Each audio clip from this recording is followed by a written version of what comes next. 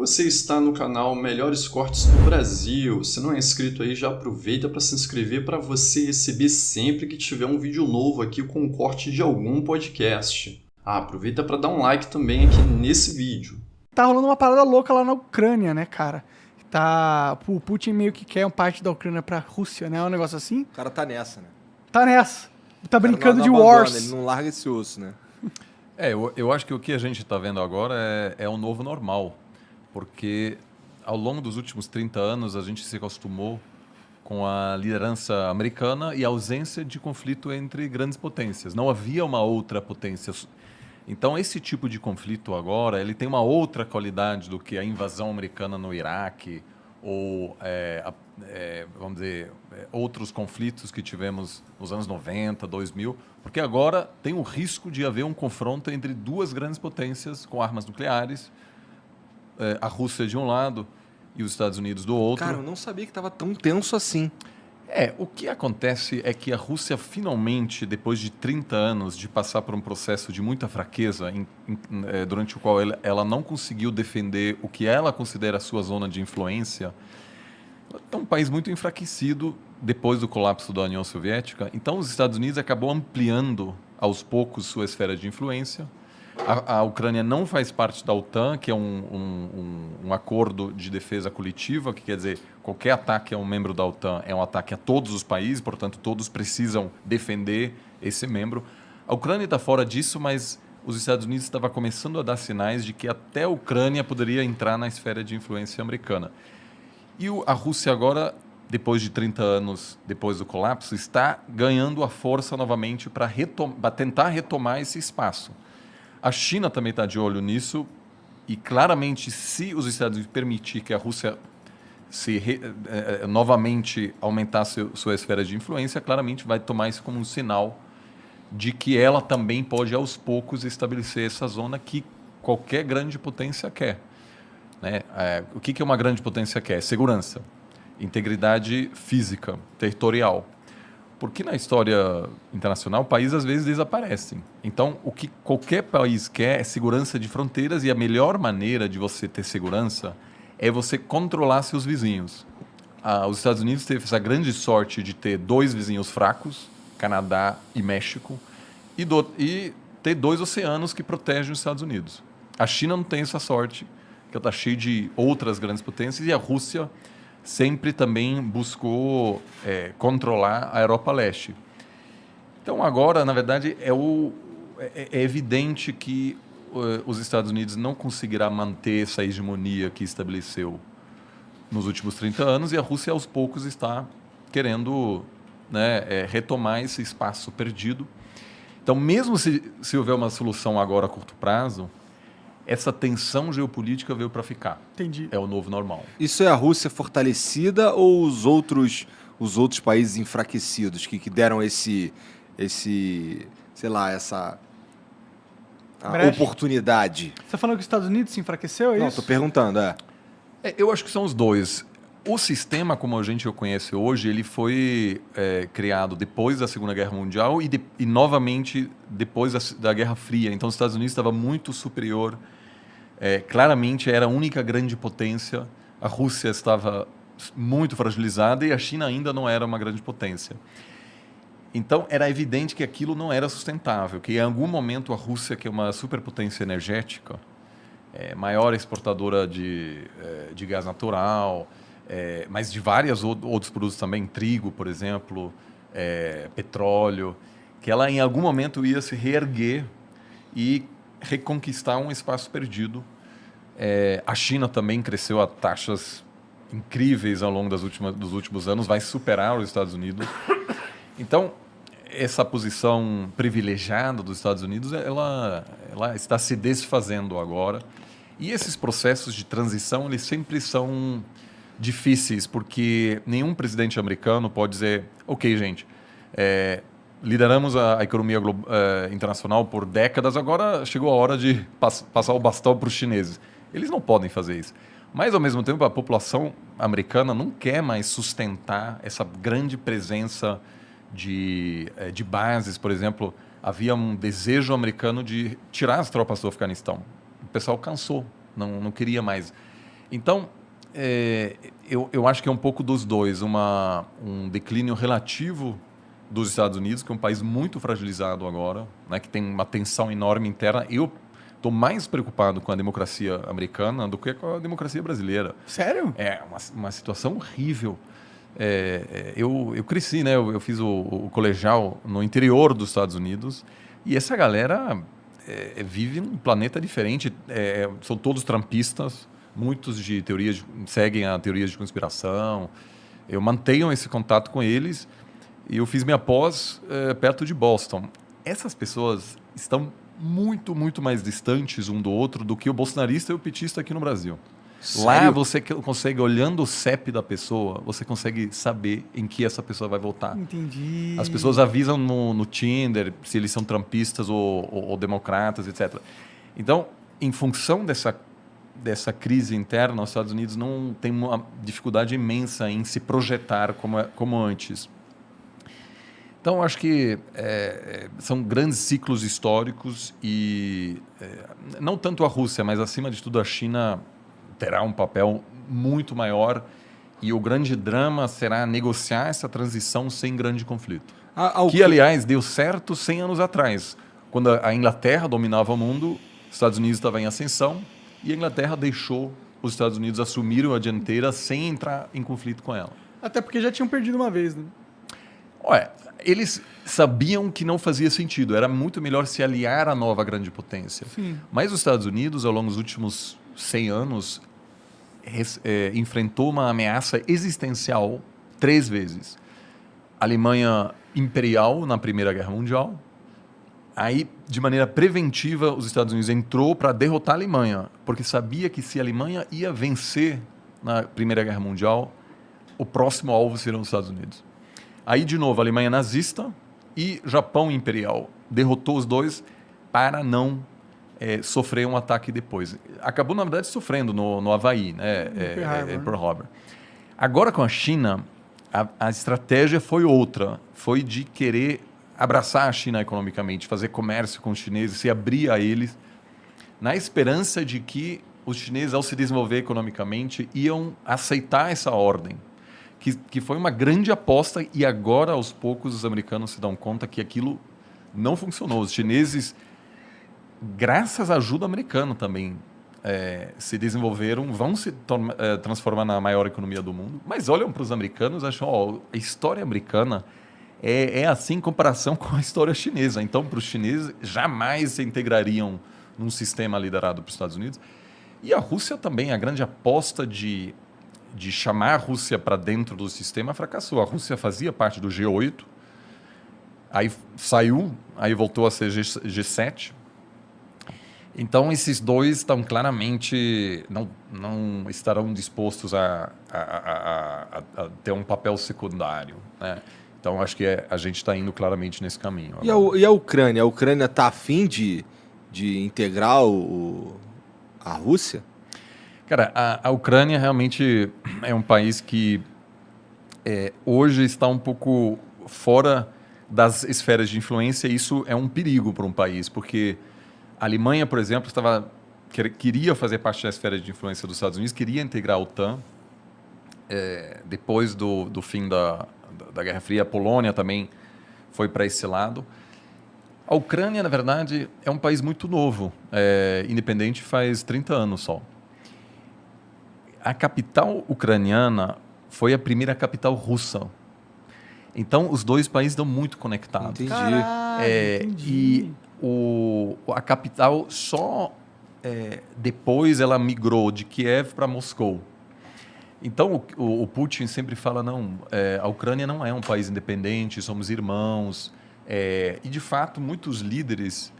É muito comum você ter um pai ucraniano, uma mãe russa, etc. Ou seja, tem muita conexão. O povo é muito conectado. Mas hoje é um país independente. E tem muito ucraniano que prefere não ser dominado pela Rússia. O país, na verdade, está dividido no meio e a parte ao leste tem uma forte presença de pessoas que falam russo em casa, que têm até uma certa simpatia com a Rússia. E do outro, é uma população que prefere estar mais próxima à Europa. E nas eleições você vê claramente que essa divisão existe. E ao longo dos últimos anos sempre teve um pouco um presidente pró-russo e, às vezes, um presidente pró-Europa, pró-Estados Unidos. E, obviamente, as duas potências, por meio de financiamento de campanha, assessoria política, envio de armamentos, etc., busca influenciar esse país que está um pouco exposto nesse momento. Entendi. O que tem de tão legal na Ucrânia para o russo querer tanto aquele Cara, território? cultura, né, mano? Será a capital do país uma época. Mas é só isso? Não tem Tem- dinheiro envolvido? Olha, Já não tem sei. a parte cultural, mas, como eu falei, a Rússia quer ser uma grande potência. E ela é, na verdade. E o colapso da União Soviética foi foi um grande trauma. Agora, tem duas formas de lidar com trauma.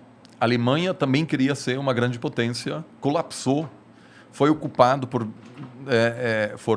outras potências em 1945. Né? Todos os alemães sabem dessas imagens dos russos e americanos chegando em Berlim, na capital. Poucos anos depois do Hitler prometer controlar toda a Europa. E a Alemanha contentou-se com um outro papel. Hoje a Alemanha é uma potência pacifista. O exército da Alemanha é muito pequeno.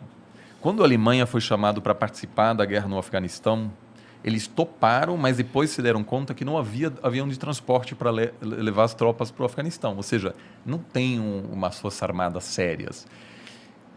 Nenhum general dá pitaco na política alemã. Ninguém quer saber. E a Alemanha gostaria de deixar os assuntos mais tensos militares para outros países. Então, eles não querem mandar... Então, houve aí uma mudança que a população alemã aceitou que o plano de dominação mundial fracassou, ainda bem, Aham. e também porque não tinha outra escolha, estava ocupado. Aceitou que a partir de agora a Alemanha seria talvez uma potência econômica, mas jamais uma potência militar. A Rússia também passou por um processo de colapso, de muita humilhação. Era uma grande potência e o Gorbachev, que iniciou o processo de abertura, depois basicamente decretou o fim da União Soviética, é visto como um cara que, enfim, deixou um legado terrível, né? Porque o experimento democrático na Rússia fracassou. O início dos anos 90 na Rússia foi um caos total, um caos horrível. Tem um amigo russo mais velho que esteve na Venezuela recentemente, que atualmente é um país meio anárquico também. Ele falou, olha, esse aqui é igual Moscou em 93. Muita grana, zero polícia na rua, não tem regra. Havia muita máfia, era perigoso mesmo, havia assassinato de empresário, jornalista, era um caos de político. E aí veio o Putin e falou, gente, vamos reerguer essa nação. Porque o sucessor do Gorbachev era o Yeltsin, que era um alcoólatra, que inclusive tem um momento chave quando ele encontra o Clinton e tem uma conferência de imprensa e o Yeltsin tá bêbado naquele momento e faz piada, etc.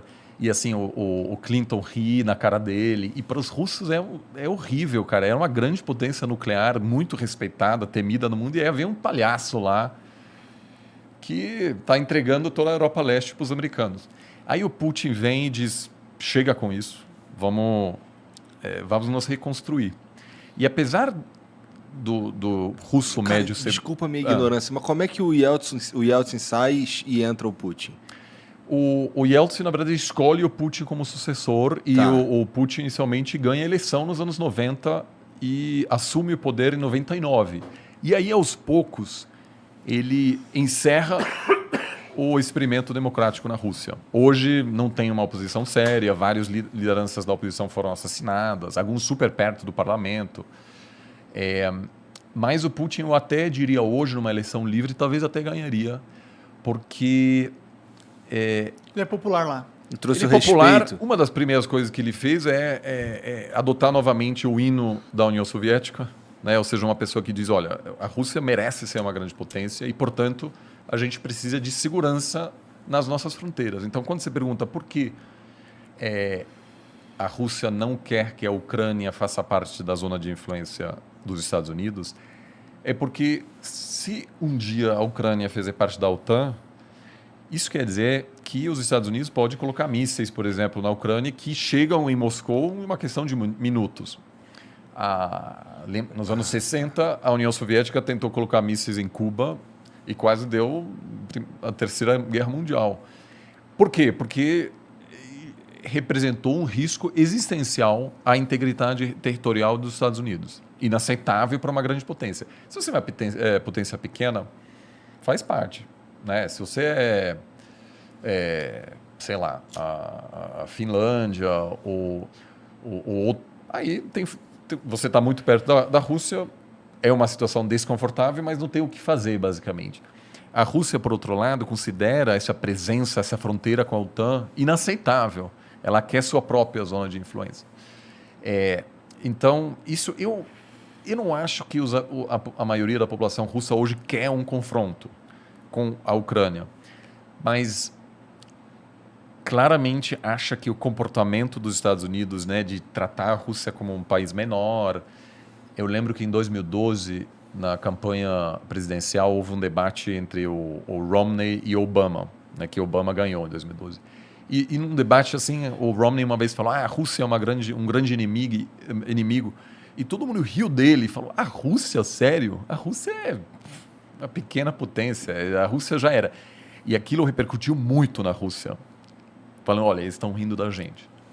Então, vamos aos poucos retomar. Agora, a Rússia acumulou tanta reserva internacional agora por exportar gás, que ela chegou num ponto em que ela não depende mais tanto, ela não sofreria mais tanto se houver sanções severas dos Estados Unidos. De embargo. Porque ela vende muito gás para a China. Caixa, tem dinheiro em algum 600 lugar. bilhões. Então, sanções seriam muito ruins para a Rússia, mas não quebraria o banco. Ele usaria esse fundo de 600 bilhões para... E aí, então, o fato disso acontecer agora não é coincidência.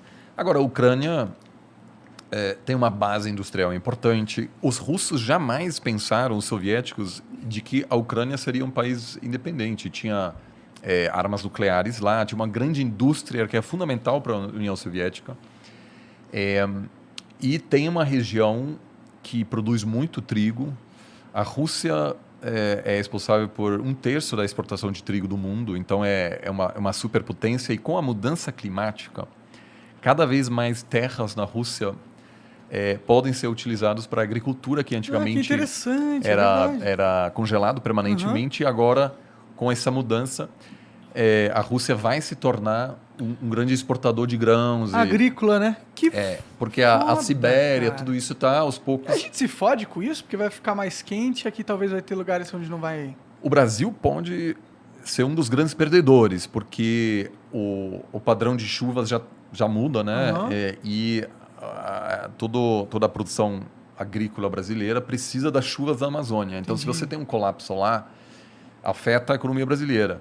A Rússia é um dos ganhadores, junto com o Canadá, que o Canadá também consegue produzir mais. Pode crer. Então, eu acho que sim, tem vantagens econômicas, mas, acima de tudo, é uma questão de segurança, que a Rússia não quer ter os militares, vamos dizer, de um outro bloco tão perto da fronteira. Que é tipo Wars mesmo, né, que você está jogando, né? Se ele não quer a fichinha ali. Porque onde está a maioria da população russa?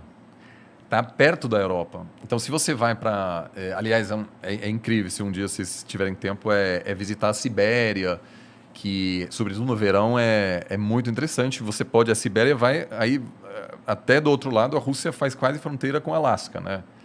Só que lá, ninguém mora lá. Na verdade, tem até um problema de migração chinesa, porque a China expande muito e, aos poucos, está comprando terras desse outro lado.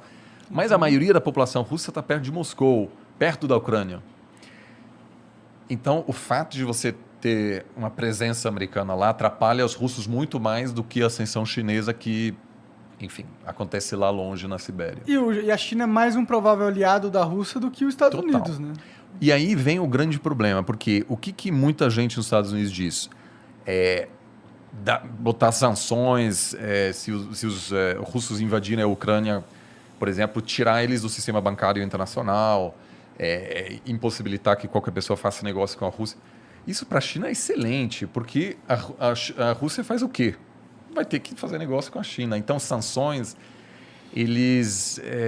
eu pessoalmente acho que não dá muito sinal. Em Cuba, por exemplo... Pelo que você está dizendo aí, se houverem sanções à Rússia, quem fortalece a China. Claro, porque a Rússia vira mais dependente de outros atores, eles que não querem acima fortalecer de tudo, a China.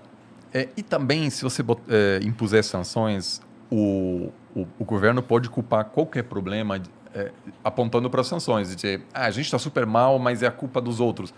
É um pouco o que acontece em Cuba, Venezuela, Irã, todos são países onde você tem um fortíssimo nacionalismo, porque o governo pode dizer, a gente está numa grande batalha, e quem realmente sempre sofre mais com sanções são os mais pobres, porque sempre tem um jeito de conseguir os produtos. Eu, alguns anos atrás, fui para a Coreia do Norte. Sanções, não dá para comprar nada a princípio. Aí, jantar com o governo, etc. Heineken, tudo. Por quê? Porque o cara chega, sei lá, da China. Dá um jeito, entendeu?